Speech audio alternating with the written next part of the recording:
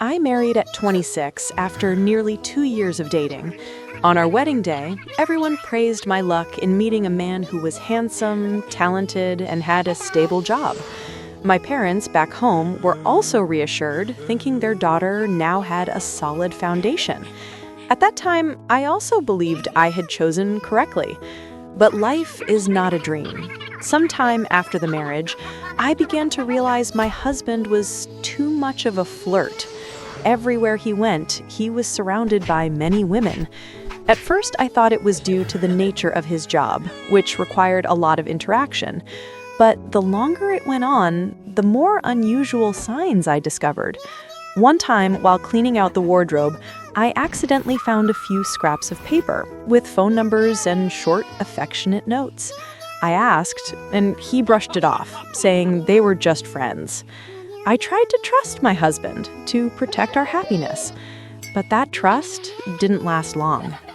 On one occasion, when I borrowed his phone to call a colleague, I accidentally read his messages.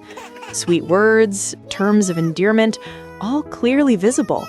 I froze, my heart feeling like it had dropped to the pit of my stomach.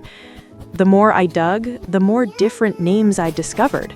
Not one or two, but at least 5 women had been romantically involved with my husband.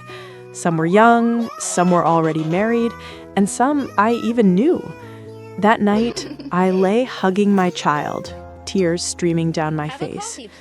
All the years of sacrifice and endurance finally resulted in bitter betrayal. The next morning, I quietly sat down and wrote the divorce papers. My hand trembled on the paper, but my heart felt strangely light, as if a great burden had been lifted. I brought the matter up with my mother-in-law. She was a traditional woman, and I thought she would advise me to endure it for our child's sake. Unexpectedly, after hearing my story, she was silent for a long time, then sighed. She said something that truly surprised me. What my mother-in-law said completely changed my mind.